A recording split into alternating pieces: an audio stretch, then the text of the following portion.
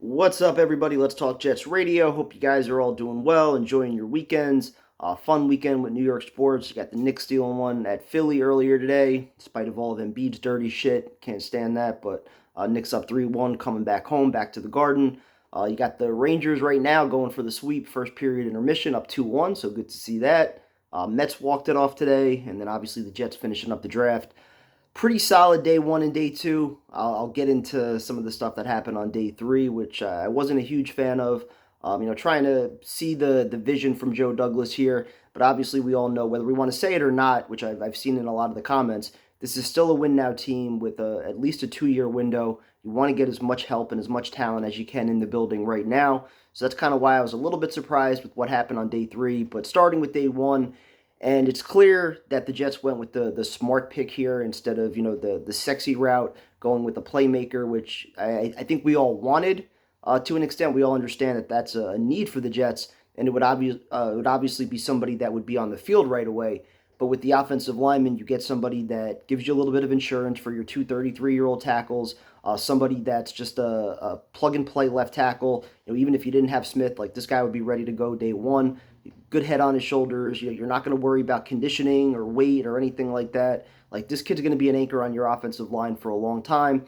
And at some point, you would assume he's probably going to be needed to play this year. I don't think they're going to experiment with him at guard, but it wouldn't shock me at all if they let him play a little bit at right tackle, as some insurance for Morgan Moses, as well as Tyron Smith. So again, this was the smart pick, not the sexy route to go. But again, when you start looking at the later part of the draft, like you're not going to find offensive linemen like Olu Fashanu in round three. You can find receivers that can contribute and get on the field, but you're not going to find an Olu Fashanu in round three. So the smart route there with the first pick, and they even trade back. They swap with Minnesota. They move back one spot, get a free fourth and a fifth round pick, which I thought was going to be used as more ammunition to kind of move up, which they did do on day two. So you give Douglas credit there.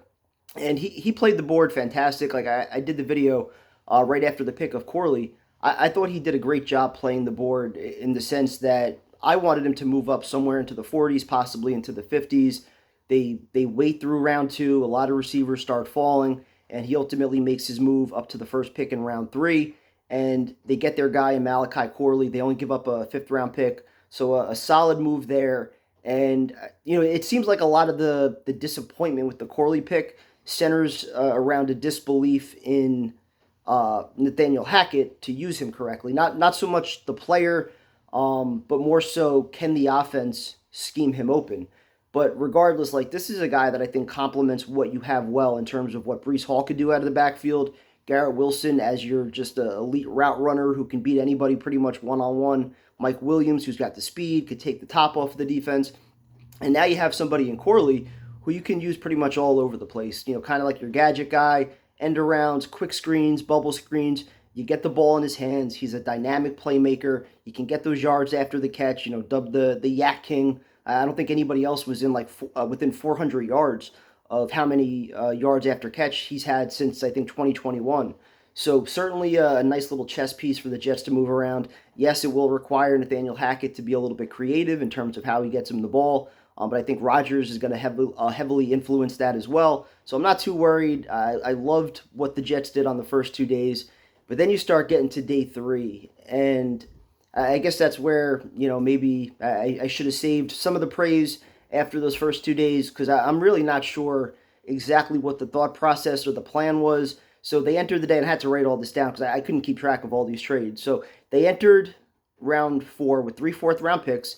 They end up trading pick 111, so they moved back 15 spots with Green Bay, and all they acquired was a sixth-round pick there. So that was the first move. Kind of like, what are you doing? There were still a bunch of receivers that dropped. You had some quarterback options, running back, a number of different players that can give you some depth right away on the offensive side of the ball. And they move back 15 spots. They only get a sixth-round pick back. So you say, all right, and you start going through the rest of round four, and you're like, all right, more guys are starting to drop here. 126 could still be pretty valuable. So then you start looking at the board. Jets are approaching the clock. Then they move again from 126 for a third rounder from the Lions from next year. And I thought that was probably the weirdest of all the moves, only because, at least for Joe Douglas, there's a good chance if this year doesn't turn out successful, he's never going to see that draft pick.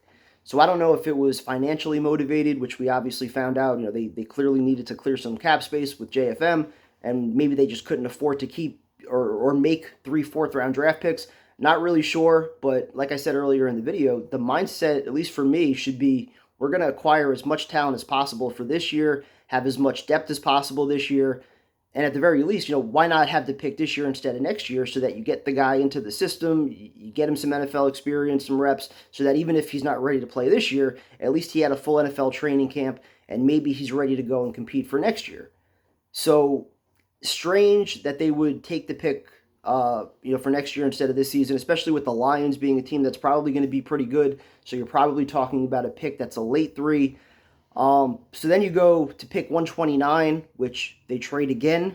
They move back for 2 5th-round picks. So once again, you essentially gave away those 2 4th-rounders for a pick next year, and then for 2 picks in round 5 this year, which I still don't understand with the talent that was on the board there. But they do make one selection in round 4, which I did love. Braelon Allen, 6'1", 235, physical running back. I think he's going to be a nice 1-2 punch with Breece Hall. Somebody that also can hold up pretty well in pass protection, challenge Izzy a little bit there, possibly for some reps on 3rd down. But then probably the bigger news on day 3, which absolutely sucks, was the trade for JFM. And I know it's all cap related, but it still sucks. He was a versatile piece on this defensive line. And, it's hard to argue that the Jets haven't just lost 2 of their top 4 defensive linemen from next year. From last year. And I know they added Reddick. He's obviously a solid player. You can make a case he's clearly been a better player, at least a more complete player than Bryce Huff over the past number of years, but he's also a little bit older. 1 year left on his contract. And Huff and JFM, both pretty young. JFM, he was only 27 years old. And this is where I think Joe Douglas maybe deserves a little bit of heat, because you're talking about $52 million in dead cap space, which is, I think, one of the worst in all of football, which they added to with Zach Wilson, Laken Tomlinson, Uzama, and now JFM this year. And you could also look back to last year with the Carl Lawson and Dwayne Brown restructures. So this is why, unfortunately, the Jets can't keep a player like JFM, because this is where some of those failures in free agency with a bunch of these contracts, unfortunately, come back to bite you. And I don't know who else they really could have restructured. Guys like Conklin and Reed on the last year of their deals, maybe they could have worked out an extension there.